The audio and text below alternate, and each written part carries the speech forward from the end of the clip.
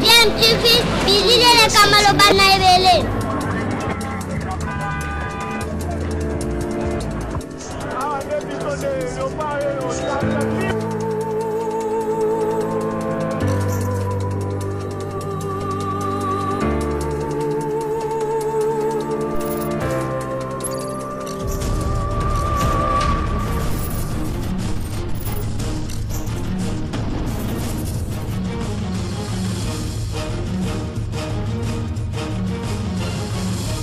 DMTV toujours en avant. Vous êtes sur DMTV, bonjour, nous sommes heureux de vous retrouver, de savoir que vous êtes nombreux en train de suivre votre chaîne YouTube DMTV. DMTV qui vous apporte des analyses sur des sujets d'actualité, mais également, ou tout simplement l'actualité, des faits sociaux, des réalités telles que nous les vivons ici dans notre pays, en République démocratique du Congo. Nous voulons échanger avec vous sur un sujet d'actualité et l'analyser bien entendu, donner un autre point de vue par rapport à cela. Mais avant, vous le savez, DMTV s'est donné pour devoir de vous rappeler, en vous sensibilisant en tout cas, quant à la problématique de cette pandémie à Covid-19, cette maladie qui a été déclarée ici en République démocratique du Congo depuis le 10 mars 2020. Et donc, nous devons adopter un comportement responsable en respectant notamment des mesures barrières telles que dictées par nos autorités, mais surtout l'équipe qui a la charge justement de riposter contre cette maladie à Covid-19. Bien sûr, vous le savez, la prévention est notre seul atout pour arriver à bout de cette maladie.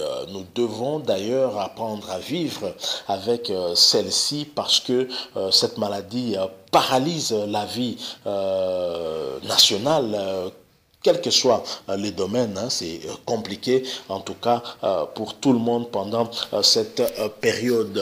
Vous le savez, le procès Vital Kamerhe, le procès en appel a été fixé pour le 24 juillet prochain, c'est-à-dire le vendredi de cette semaine. Nous sommes aujourd'hui lundi 20 juillet 2020. Nous avons voulu vous proposer ce sujet, vous rappeler encore ce qui s'était passé le 20 juin dernier lors de la dernière audience, on va dire, où le jugement a été rendu par le tribunal de grande instance de Kinshasa à Gombe. Vous le savez, Vital Kamerhe a été condamné à la peine maximale, la peine de 20 ans de travaux forcés, mais c'était accompagné évidemment d'autres condamnations, notamment interdiction pour lui d'accéder à tout mandat public pendant une période de 10 ans après la fin de sa peine, bien entendu la peine de privation de liberté, parce que à défaut de faire des travaux forcés, en tout cas il reste bien entendu en prison. Alors Vital Kamerhe avait interjeté appel 4 jours après sa condamnation au travers son conseil, c'était le 24 juin, et donc ce procès a été fixé, le procès en appel pour le 24 juillet, donc le vendredi prochain. Vous le savez, pour rappel, Vital Kamerhe a été accusé en tout cas d'avoir détourné 48 millions de dollars sur les 57 millions que le Trésor public avait décaissés au profit de la société Samibo du Libanais Sami Jamal. Et donc pour le tribunal de grande instance de Kinshasa-Gombe, Kamerhe a eu à détourner 48 millions de cette somme-là en complicité avec Sami Jamal, et d'ailleurs ce dernier avait aussi écopé de 20 ans de travaux forcés, et les fonds dont question avaient été alloués en tout cas au programme de 100 jours du chef de l'État Félix Antoine Tshisekedi Tshilombo, précisément en ce qui concerne la construction des maisons préfabriquées pour des militaires et policiers dans certaines provinces du pays. Ce n'était pas en tout cas toutes les provinces. Et donc Vital Kamerhe, tout au long de ce procès, avait déjà eu à faire remarquer au tribunal des tendances politiques de ce procès. D'ailleurs, ses proches qualifiaient ce procès d'un procès politique, estimant qu'il n'y avait pas de preuves de culpabilité de leur leader Vital Kamerhe. Et d'ailleurs, son conseil, son avocat, maître Jean-Marie Kabengela, a tout à fait aussi dit qu'avec ce procès en appel qui va débuter en tout cas très bientôt, le compteur sera remis à zéro parce qu'il estime que le jugement qui avait été rendu le 20 juin dernier revêtait en tout cas beaucoup d'irrégularités. Et donc, le premier juge, le juge du tribunal de grande instance de Kinshasa-Gombe, n'avait pas dit le droit selon lui. Je rappelle que le premier juge président, en tout cas, de ce tribunal, le juge Yanni, était décédé, en tout cas avait été assassiné. Et d'ailleurs, ce dernier a été inhumé aujourd'hui au cimetière nécropole entre terre et ciel. Et ce dernier a eu à être décoré, par les autorités du pays, grand cordon des héros nationaux Kabila Lumumba. Et voilà, et son remplaçant qui a eu à continuer en tout cas ce procès. Et pour le conseil de Vital Kamerhe, il estime en tout cas que ce dernier n'a pas dit le droit car son jugement avait beaucoup d'irrégularités, la procédure n'a pas été respectée et donc en appel la partie Kamerhe espère et pense pouvoir démontrer l'innocence de Vital Kamerhe en espérant en tout cas avoir des juges qui seront les plus impartials possibles. Donc voilà, c'est encore un procès que nous attendons en tout cas de pied ferme. Beaucoup de gens ont eu un peu à oublier Vital Kamerhe, mais nous avons eu à rappeler à chaque fois que lorsque quelqu'un est condamné en première instance, il faut attendre soit la personne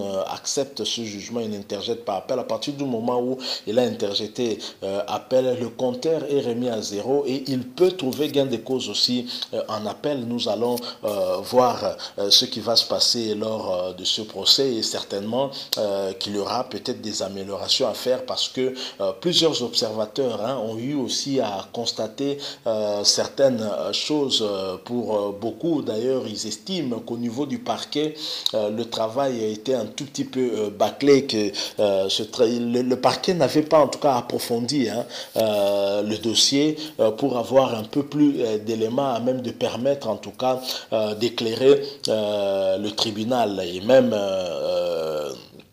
le ministère public n'avait pas tout à fait convaincu, mais pour d'autres, la culpabilité de Vital Kamerhe était tout à fait claire, était évidente, d'autant plus que la personne qui avait contacté même le ministre des Finances afin que les fonds soient décaissés au niveau de la Banque centrale, c'était lui, c'était Vital Kamerhe. Donc, sa responsabilité est clairement établi quant à, du moins si l'on se réfère par rapport à la sortie des fonds qui ont été donnés à Sami Jamal, et même si au cours du procès Sami Jamal a reconnu avoir perçu 57 millions de dollars, mais cela n'a pas empêché en tout cas au tribunal de condamner fermement Vital Kamerhe. Alors pour d'autres, ils ont aussi estimé que le tribunal a joué un peu aussi à des sentiments parce qu'après la mort du juge Raphaël Yanni, le tribunal a voulu se venger, mais se venger contre qui? En punissant Vital Kamerhe de la peine maximale alors qu'il aurait pu écoper soit peut-être de 10 ans ou même moins, mais le tribunal a donné 20 ans de travaux forcés pour pour d'autres observateurs. C'est comme si l'assassinat du juge Raphaël Yanni a interféré en tout cas dans le déroulement de ce procès et a eu à influer contre en tout cas Vital Kamerhe et explique cette condamnation en tout cas lourde contre lui. Nous serons en tout cas très curieux de voir comment le procès en appel va se passer. En tout cas, on aura une autre composition et on verra bien ce qui va se passer, quel argument le conseil de Vital Vital Kamerhe apportera. Je pense que son avocat français pourra venir parce que là déjà nous sommes en plein déconfinement progressif et il avait promis en tout cas d'être là et de démontrer noir sur blanc que le tribunal n'avait pas dit le droit et que son client n'était pas coupable de ce qu'on lui reprochait parce qu'il n'avait pas de preuves irréfutables que Vital Kamerhe avait bel et bien détourné cette somme de 48 millions. Le tribunal, aussi bien le ministère public et même l'avocat de la République, donc constitué en partie civile, n'avait pas pu démontrer noir sur blanc la culpabilité de Vital Kamerhe. Et si ce dernier a été condamné, c'est probablement parce que ce procès était politisé. Donc voilà, et nous sommes en tout cas curieux de voir ce qui va se passer. J'imagine que l'avocat de la République sera encore parti à ce procès. On verra bien ce que pourra nous apporter ce procès en appel. Est-ce qu'on va avoir d'autres éléments, d'autres preuves? C'est ce que nous attendons tous. En tout cas, c'est déjà le vendredi prochain, le 24 juillet 2020, que ce procès va redémarrer. Donc voilà, nous avons voulu un peu vous rafraîchir la mémoire parce que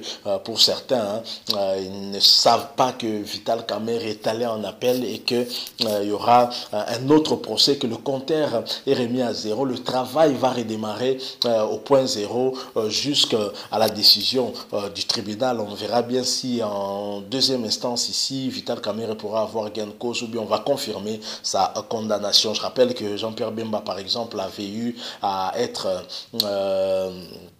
à avoir gain de cause en appel. Il avait été condamné en première instance et en appel, il a été en tout cas blanchi et rien ne pourrait m'étonner sur l'issue finale de ce procès en appel qui débute, je le rappelle, le vendredi prochain. Merci. Nous arrivons à la fin de notre petite analyse par rapport au démarrage de ce procès Vital Kamerhe, procès en appel le 24 juillet prochain. Si vous avez aimé, laissez-nous un like, mais aussi un commentaire. On peut continuer à échanger à travers des commentaires bien entendu, mais surtout abonnez-vous sur cette chaîne DMTV sans oublier de cliquer sur la petite cloche juste à côté. Elle vous permet en tout cas d'être notifié des prochaines vidéos que nous mettrons en ligne pour vous. Protégeons-nous, le coronavirus est bien réel, il est là et continuons à respecter des mesures barrières telles que ça nous est recommandé par nos autorités. Vous le savez, la prévention est notre seul atout